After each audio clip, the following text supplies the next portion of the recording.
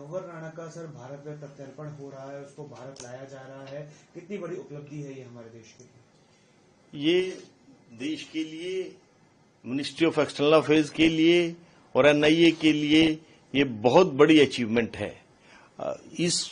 आप जानते हैं कि ये 15 साल पुराना मामला था। इसमें कितना प्रयास किया गया है ये तो सिर्फ एनआईए के वो ऑफिसर्स ही जानते हैं जिन्होंने इस केस पर काम किया है। सबसे बड़ी समस्या इस केस में ये थी कि ये जो कॉन्स्पिरेसी इस आदमी ने रची वो तंवर राणा और हेडले ये दोनों विदेश से आए थे। हेडले का तो कई विजिट्स थी इंडिया में, लेकिन तंवर राणा की तो सिर्फ एक ही विजिट थी।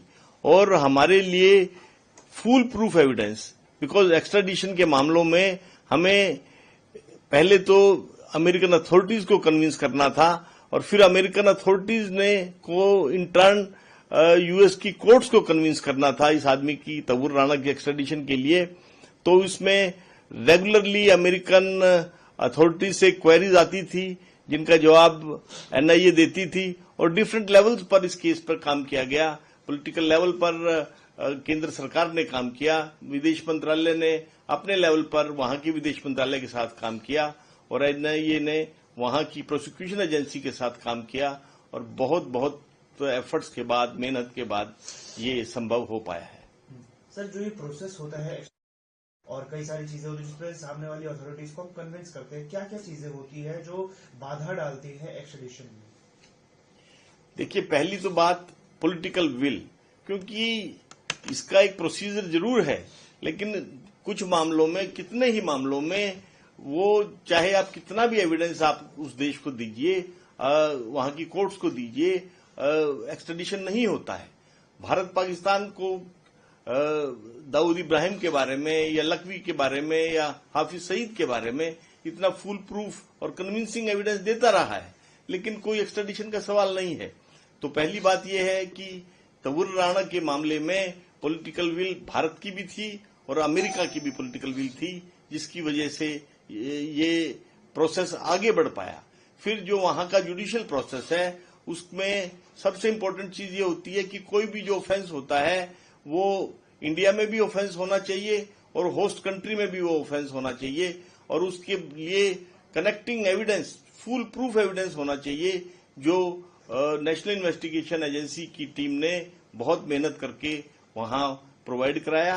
हमारी टीम ने कई बार अमेरिका को विजिट किया, हमारे लॉ ऑफिसर्स ने भी अमेरिका को विजिट किया और रेगुलरली हम लोग अमेरिकन अथॉरिटीज के टच में थे, तभी ये संभव हो पाया। तो जब तंवर राणा को भारत तरीके से और पूरे उसकी सिक्योरिटी का यहाँ पर ख्याल रखा जाए, क्योंकि जाहिर सी बात है उस पर हमला होने की कोशिश हो सकती है, और साथ ही साथ ये चीज और है कि जब उसे भारत लाया जाएगा तो इन्वेस्टिगेशन किस रूप में आगे बढ़ेगी? देखिए, हमारे यहाँ full proof security systems available हैं और उसको हथकड़ी लगाई जाती है, नहीं लगाई जाती है, ये एक माइनर इशू है।